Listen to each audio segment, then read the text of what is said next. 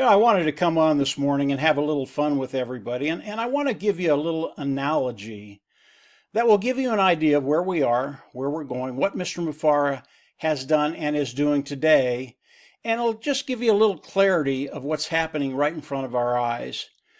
And again, I want to start with a little story. When you get together with people, whether it's family, whether it's friends, whether it's strangers, and you chat with them, eventually it comes down to something that's universal to all of us, and that's food. We all have to eat. And we love to talk about food. We love to talk about our favorite restaurant. We love to talk about how good it is and how good the food is. And toward the end of the conversation, eventually it gets down to dessert. It really does.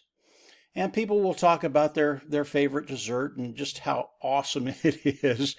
And I found that most people, not all, but most people, they like pie. And they have a favorite recipe, a favorite pie that whether it's Boston cream pie, whether it's apple pie, strawberry pie, rhubarb pie, blackberry pie, they have a pie that they really, really like. And when it gets to me and I tell them what pie I like, you just kind of get a blank stare, because most people in my experience, they don't like cherry pie. And I tell them about this pie. We have a recipe in our family, it goes back a couple of generations, and we've been making it for a very, very long time. And this cherry pie is to die for. And I tell them, listen, when you taste this cherry pie, you better be sitting down, because if you're not, you might pass out and hurt yourself. That's how good it is. And of course, they smile. If they get a chance to taste the pie, and this has happened more than once, they'll come in and taste the pie hesitantly. And as they taste the pie, the smile comes on their face. And when they're done with that first piece, they go, that's how a piece of pie is supposed to taste. Now, maybe it's not their favorite pie, but it's right up there. That's how good it is. And obviously, I absolutely love that pie. How does that tie in with Mr. Mufareh? Well, as we look at Mr. Mufareh, as we look at what he's done, what he's developed over the past few years, it truly is remarkable. Mr. Mufareh, he didn't come in and just take a test. He didn't take a bite. He built everything from the ground up. And this is something that's never been done before. It's something that's never been seen before. It's technology that has never been out there, cutting edge technology. And when you think about it, when you think about what Mr. Mufareh has done and how he's done it, it's extraordinary. This is the best thing I've ever seen, and I don't think I'll ever see it again in my lifetime. It really is that extraordinary. And when you think about Mr. Mufareh, when you think about that cherry pie, the cherry pie, it's really, really good. And as you sit down and have your first piece, it might take you 5, it might take you 10 minutes just to enjoy it. Now, for me, it takes me about a minute, 15 seconds to get that first piece down. But you might sit there and enjoy the pie. The pie's not going to change your life. I mean, you're going to enjoy it. You're going to look forward to it in the future, but it's not going to change anything. It's not going to change your life. But what Mr. Mufareh has done, it changes everything. When we're talking about business, when we're talking about those thoughts you've had for years that you didn't want to tell anybody because you'd never thought it could become a reality. All of a sudden, because what Mr. Mufareh has done, those thoughts that you've had, all of a sudden, they become a reality. You start to think, yeah, I can get that done. We can do that. This is going to happen because of what Mr. Mufareh has developed. Maybe he made the recipe and he built this from the ground up, really just with his tenacity, and he got it done. And today it is a reality. Now, Mr. Mufareh has been putting notes in the back office. In the last note, I want to mention a couple of things. If you think this business is passive, you are wrong. Mr. Mufareh, in the last note he put, it was note number 7, he said he's going to come out and he's going to be asking us questions that he wants you and I to answer.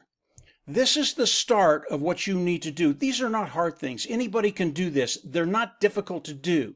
But Mr. Mafara wants you to come in and participate. And as he puts those questions out, you have to understand, you don't want to answer these questions off the cuff. Mr. Mafara wants an educated, responsible response to those questions that bring value to him, so he can make the products that he's bringing to the world as good as they can be. So it's really, really important that you come out and answer intelligently, with an educated response to those questions. And if you don't know anything, go back and read 1 through 6, 1 through 7. It'll give you a really good understanding of where we are, what we're doing, and what Mr. Mafara is doing. And then you can answer those questions, not off the cuff, but with a responsible answer that will bring value to Mr. Mafara. That's the first thing he wants you to do. Are you done? No, you're not. Now, he's not going to say this, but I will. Answer the questions, give them really, really good responses, and then you need to talk to people. Those people that have been on the journey, even if they're on the outside right now, have them come in and answer the questions and tell them they have to be responses that have value. In other words, if you don't know what you're talking about, go back, read the notes. You will when you read those notes, and then answer the questions. This is what Mr. Mafara wants. He is not afraid of comments. He wants your comments. And by the way, how many CEOs will go out and ask the foot soldiers, you and I, to answer questions to make the products better? It does not happen. Absolutely does not happen. But that's what Mr. Mafara wants from you and I. Why do I want all of us to participate in this?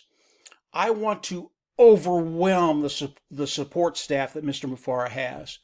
I want so many people coming in and answering these questions that the support staff just throws up their hands and goes, whoa, we can't handle this volume.